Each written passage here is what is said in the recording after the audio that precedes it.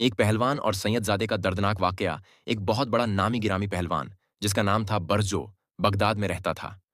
वह इतना ताकतवर था कि पूरे मुल्क में कोई उसका मुकाबला नहीं कर सकता था। बादशाह से लेकर आम आवाम तक सब उसकी इज्जत करते थे। एक दिन बादशाह ने बहुत बड़े इनाम का ऐलान किया कि जो भी बरजो पहलवान को हराएगा उसे बेशुमार इनाम और दौलत दी जाएगी। बरजो पहलवान अखाड़े में उतरा और ललकार कर कहने लगा, है कोई जो मेरा मुकाबला करे? लोगों के पूरे मजमे में खामोशी छा गई। कोई आगे आने की हिम्मत न कर सका।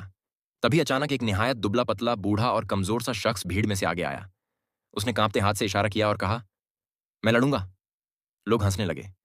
कोई कहने लगा, यह हड्डियों का ढांचा इस पहाड़ जैसे पहलवान से क्या लड़ेगा? बरजो ने भी उसे हिकारत भरी नजरों से देखा। जब मुकाबला शुरू होने वाला था तो वह बूढ़ा शख्स धीरे से बरजो के करीब आया।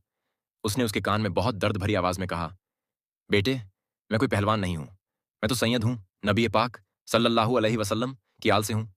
मेरे बच्चे कई दिनों से भूखे हैं। मैंने सुना है कि जो तुमसे जीतेगा बादशाह उसे बहुत बड़ा इनाम देगा। मैंने अपनी इज्जत दांव पर लगा दी है। अगर आज तुम मुझे जितवा दो तो मेरे बच्चों के घर का चूल्हा जल जाएगा। मैं तुम्हें दुआएं दूंगा।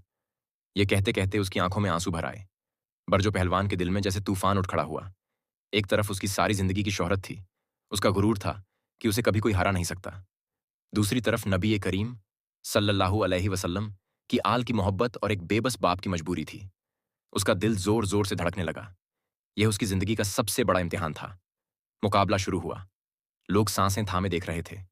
बरजो ने पहले कुछ दांव पेच दिखाए, जैसे वह सचमुच पूरी ताकत से लड़ रहा हो। भीड़ जोश में आ गई।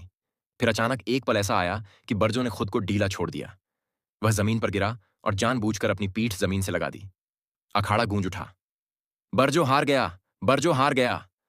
लोगों ने उसे बुरा भला कहा। किसी ने उसे कायर कहा, किसी ने धोखेबाज। कुछ लोगों ने तो उस पर थूका भी। बादशाह ने गुस्से में उसे दरबार से निकलवा दिया। बरजो खामोशी से सब कुछ सहता रहा। उसकी आंखें सिर्फ उस बूढ़े सैयद को देख रही थीं, जो इनाम की पोटली हाथ में लिए आंखों में खुशी के आंसू भरकर अपने बच्चों की तरफ जा रहा था। उस रात बरजो अपने घर लौटा। उसका दिल भारी था। उसकी सारी शोहरत मिट चुकी थी। लोग उसे अब ताने देंगे, ये वह जानता था। वह गहरी उदासी में सो गया। रात में उसने एक ख्वाब देखा। ख्वाब में क्या देखता है कि नबी करीम सल्लल्लाहु अलैहि वसल्लम तशरीफ लाए हैं। उनके चेहरे पर नूर था। उन्होंने फरमाया, ऐ बरजो, तूने मेरी आल की खातिर अपनी अना और अपनी शोहरत कुर्बान कर दी। तूने दुनिया की नजरों में हार कर अल्लाह की नजरों में जीत हासिल की है। जा, आज से तेरा नाम पहलवानों की फहरिस्त से काटकर अल्लाह के वलियों की फहरिस्त में लिख दिया गया है।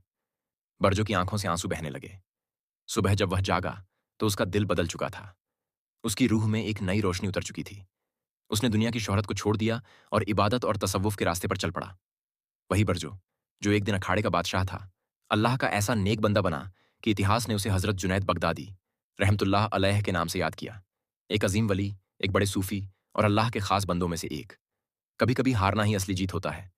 अगर इंसान अल्लाह की रजा के लिए अपनी अना और अपनी शोहरत को कुर्बान कर दे तो अल्लाह उसे ऐसा मुकाम देता है जिसका वह तसव्वुर भी नहीं कर सकता। दूसरों की जरूरत को अपनी अना पर तरजीह देना ही असली इंसानियत है।